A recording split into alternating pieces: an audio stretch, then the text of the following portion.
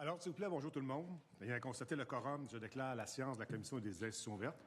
La Commission est réunie afin d'entreprendre la consultation générale et les auditions publiques sur le projet de loi numéro 1, loi constitutionnelle de 2025 sur le Québec. Avant de débuter, Mme la secrétaire, y a-t-il des remplacements? Oui, Monsieur le Président. Mme Atayane, Léval-des-Rapides est remplacée par M. Sainte-Croix-Gaspé, Mme Schmalz-Vimont par Mme Bourassa, Charlevoix, Côte-de-Beaupré, Mme Lacoyane, Olivier Chemédé par Mme Garceau, Robert Baldwin et Mme Massé, Sainte-Marie-Saint-Jacques par M. Clich-Rivard, Saint-Henri-Sainte-Anne. Merci beaucoup. Donc, ce matin, nous allons débuter par les remarques préliminaires, puis après, nous entendrons trois groupes ce matin. Donc, Droit collectif Québec, le commissaire à la langue française et l'Institut de recherche sur le Québec. Nous sommes maintenant rendus aux remarques préliminaires. Monsieur le ministre, vous avez disposé de 6 minutes. Merci, Monsieur le Président. Chers collègues, je suis très heureux de vous retrouver aujourd'hui afin de débuter les consultations générales sur le projet de loi numéro 1, loi constitutionnelle de 2025 sur le Québec. Très heureux également de constater l'engouement que suscite le projet. Nous avons reçu plus de 200 mémoires, 211 mémoires. Que ceux-ci soient critiques ou favorables, force est d'admettre que les questions constitutionnelles intéressent les Québécois et les Québécoises. Le projet d'une constitution pour le Québec ne date pas d'hier. L'idée d'une constitution proprement québécoise est rêvée depuis l'époque du mouvement des Patriotes. Le projet a été porté par toutes les formations politiques et par plusieurs figures politiques importantes d'hier et d'aujourd'hui.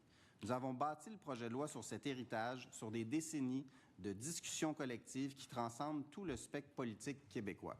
Aujourd'hui, nous proposons de doter le Québec des outils dont il a besoin afin de protéger son identité, de renforcer son autonomie et de rassembler les Québécoises et les Québécois autour d'un symbole fort d'affirmation et de fierté. Cette démarche n'est d'ailleurs pas inusitée. La majorité des États fédérés dans le monde se sont en effet dotés d'une constitution. Les 50 États américains, les 26 cantons suisses, les Länder autrichiens et les Länder allemands, les États fédérés de l'Australie et même au Canada, la Colombie-Britannique depuis 1996. Pourquoi le Québec devrait-il continuer d'attendre? Pourquoi? En octobre, nous avons mis au jeu un projet de constitution du Québec, un point de départ pour les discussions fondamentales que nous entamons aujourd'hui. Un texte qui, comme nous l'avons souligné, se veut le miroir et le bouclier de la nation québécoise. Le projet se décline en plusieurs parties. Il regroupe dans une première partie la Constitution du Québec, les principes et fondements exprimés dans les lois de nature constitutionnelle dont le Québec s'est doté au cours de son histoire. Il propose dans un deuxième temps d'adopter une loi sur l'autonomie constitutionnelle afin de préserver et de renforcer la capacité du Québec d'exercer pleinement ses pouvoirs et de faire ses propres choix.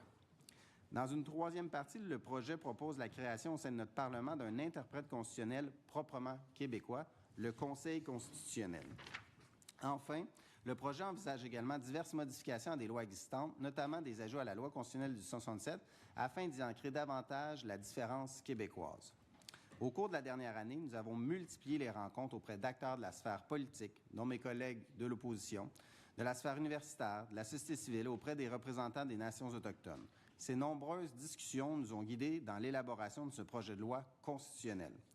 Tout comme les 42 recommandations du rapport sur les enjeux constitutionnels, coprésidé par M. Sébastien Proulx et M. Guillaume Rousseau, dont les membres Martine Tremblay, Catherine Mathieu, Amélie Binette et Luc Godbout faisaient partie, fruit du travail de 6 experts de différents horizons qui ont eux-mêmes reçu et analysé des dizaines de mémoires.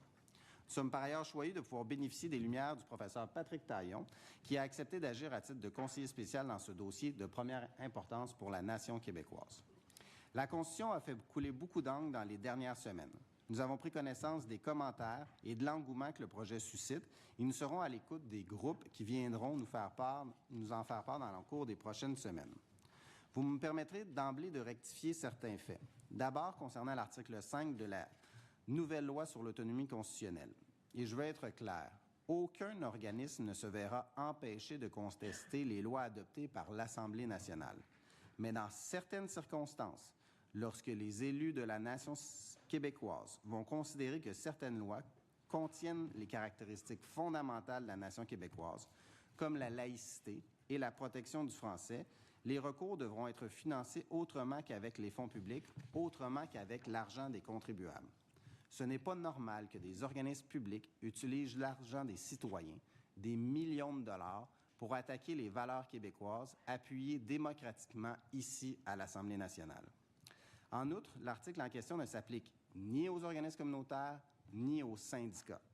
Certains se sont également inquiétés que l'on réduise, par le projet de constitution, la portée de la Charte québécoise. C'est tout le contraire. On cherche à la renforcer, notamment en accordant à ses dispositions prédominantes un statut constitutionnel. Le Québec a été un précurseur dans la défense des droits de la personne et le projet de constitution s'inscrit dans cette même voie. Les droits collectifs ont eux aussi toujours fait partie de notre univers législatif.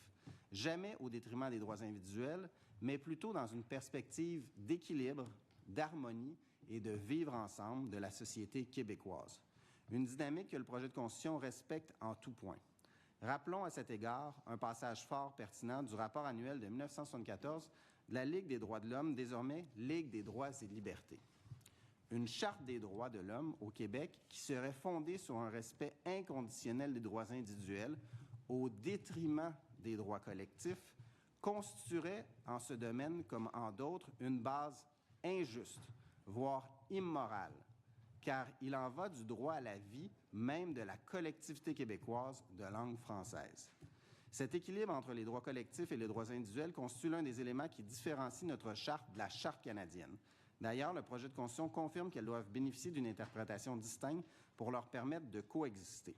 Par ailleurs, le Québec continuera d'affirmer son identité nationale et constitutionnelle dans le respect le plus complet des institutions de la communauté québécoise d'expression anglaise.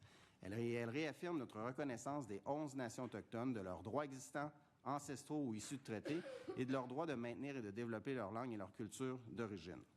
La démarche que nous entamons aujourd'hui est une opportunité unique pour tous les parlementaires de poser un geste fort pour l'avenir du Québec.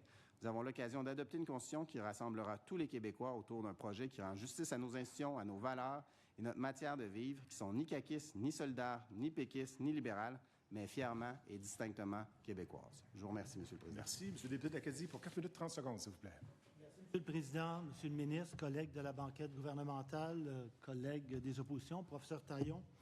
Le projet de loi 1 est un document sans légitimité et autoritaire, un projet orienté politiquement. Autoritaire car il est le fruit de 7 années de gouvernement caquiste qui travaille à museler toute personne, groupe, qui ne pense pas comme lui et qui veulent contester ses lois. À preuve, l'article 5 de la loi sur l'autonomie constitutionnelle, et je veux être clair, prévoit qu'aucun organisme public ne pourra contester avec des fonds publics une disposition d'une loi lorsque cette dernière protège l'autonomie constitutionnelle ou les caractéristiques fondamentales du Québec. Par exemple, un ordre professionnel, une université, une municipalité qui reçoit des fonds du gouvernement ne pourrait contester une telle loi. Sans légitimité, car la loi souffre d'un déficit de consultation préalable par un comité transpartisan. Une constitution appartient au peuple, pas au ministre retranché dans son bureau. Le ministre avait aussi le devoir de s'asseoir avec les Premières Nations et les Inuits afin de travailler à l'élaboration d'un texte tenant compte de la Déclaration des Nations unies sur les droits des peuples autochtones pour respecter la motion adoptée par l'Assemblée nationale et le droit international. Il n'en est rien, il n'y a aucune approche de justice réconciliatrice dans ce document. Le document devait être rassembleur et il divise. Il vise à neutraliser les contre-pouvoirs et, à ce titre, il fait reculer l'État de droit. Ce projet de loi est un projet d'un gouvernement usé, en fin de régime, qui veut empêcher toute contestation. J'invite le ministre à retirer son projet de loi, à rédiger un texte à l'issue de travaux transpartisans qui aura pour mandat de recueillir la volonté du peuple afin de donner au Québec une véritable constitution. Il faut recommencer le travail immédiatement. Merci, M. le Président. Merci beaucoup. M. le député Henri Saint-Anne, pour 1 minute 30 secondes, s'il vous plaît. Merci, M. le Président. Un projet de loi important, mais qui part avec un grave déficit démocratique en l'absence de consultation préalable. Maintenant, le ministre avait promis une ouverture, une consultation, mais ça commence mal, M. le Président, parce que le gouvernement refuse de remplacer les plages horaires vacantes aujourd'hui déjà, dès le premier jour. Il y a de la disponibilité. Il y a 3 groupes qui pourraient être entendus de manière supplémentaire aujourd'hui. La Ville de Montréal souhaite être entendue. La commissaire à l'éthique et à la déontologie souhaite être entendue aussi. Il y a une quarantaine de groupes qui attendent une plage horaire, sans parler des groupes qui ont été regroupés et qui ne se connaissent même pas. Alors, je réitère ma demande au gouvernement, M. le Président, afin qu'il accepte notre invitation de remplir les plages horaires disponibles. Je mets au défi le gouvernement de remplir toutes les plages horaires vacantes. Il y en a également 2 qui sont disponibles la semaine prochaine. On a fait des recommandations, des demandes en ce sens. Si le ministre veut se démontrer ouvert comme il dit qu'il l'est, s'il veut consulter comme il dit qu'il consulte, il doit absolument inviter les groupes qui n'ont pas encore été entendus. C'est une demande formelle qu'on lui fait. Merci. Merci. Et je comprends qu'il y a un consentement pour que le député Jean Talon puisse faire ses remarques préliminaires pour une durée de 1 minute. Consentement. Monsieur le député Jean Talon, s'il vous plaît. Merci. Ça va nous faire plaisir d'être en dialogue avec les Québécoises et les Québécois sur ce projet de loi, mais il n'en demeure pas moins qu'il s'agit d'un mirage. Le ministre insiste encore aujourd'hui pour nous dire qu'il présente un projet de constitution qui n'est ni caquiste, ni péquiste, ni d'un autre parti politique, mais c'est un projet de loi caquiste qui présente un document fédéraliste. C'est une tentative désespérée du gouvernement de la CAQ de faire marcher la troisième voie, celle de l'autonomie du Québec dans le fédéralisme canadien, troisième voie qui est un échec sur toute la ligne. Et plutôt que d'en tirer des leçons et de dire que ça prend l'indépendance du Québec, il continue dans la même voie de l'échec. Ce document ne changera rien au fait que nous sommes soumis au carcan fédéral et que la seule solution pour en sortir, c'est l'indépendance du Québec. Par ailleurs, c'est un document d'une importance fondamentale qui a été écrit dans le plus grand secret et ça non plus, ce n'est pas acceptable et ça vicie le document à sa base. Merci beaucoup.